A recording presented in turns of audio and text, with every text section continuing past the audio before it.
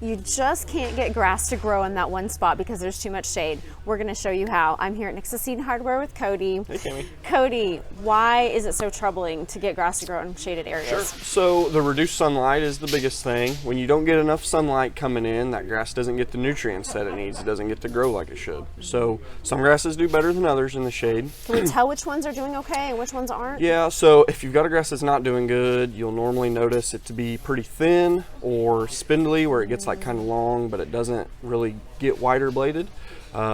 Just kind of like that overall thinness. Also, is there extra moisture sometimes, I feel like, hanging out underneath the trees? So sometimes you'll notice under tree areas or damp, or you'll notice a lot of the time moss growing underneath of them, because moss grows in those kind of damp shaded areas. So that's another trouble with getting grass to grow underneath trees. Does the shade affect the acidity of my soil? So the shade per se doesn't, if you've got shade coming off of a house, but the trees do. So whenever you've got big trees there, especially like oaks or walnuts, stuff that, like when you get those acorns and walnuts on your ground or leaves, that acidifies the soil.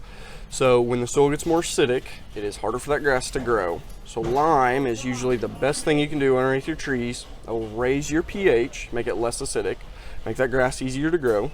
The more acidic your soil is, the less your fertilizer works well. So a lot of people notice they fertilize underneath their trees and like, well, I don't really notice any better growth.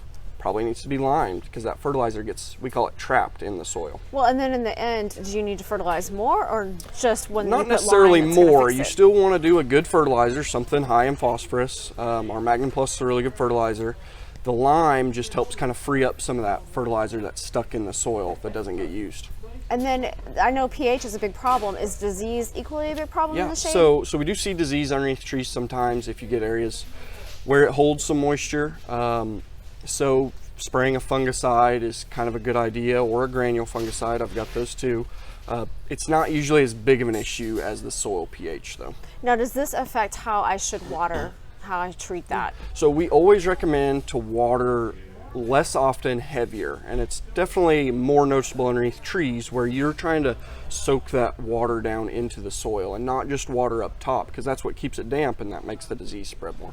So water maybe just like once a week, but for a longer time period, like 45 minutes.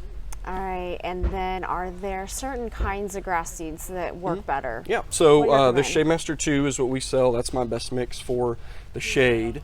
I like to say areas that are getting probably like 6 hours or less sunlight, that's what you'd want to use there. If you've got areas where you're getting like virtually no sunlight, then it gets pretty tough. You really have to start like limbing up trees to get a little light in there. And then at the end of the day, sometimes it works and sometimes you have to replant sooner than other areas, right? So you can... The fall is always the best time to tackle that. I always recommend people plant their grass seed in the fall. It's always so much more successful, especially in those areas that are already like tough to grow grass. So. All right, well, thank you so much for your help. For more videos like this, make sure to subscribe to our YouTube channel, and if you put any questions or comments in our comment section below.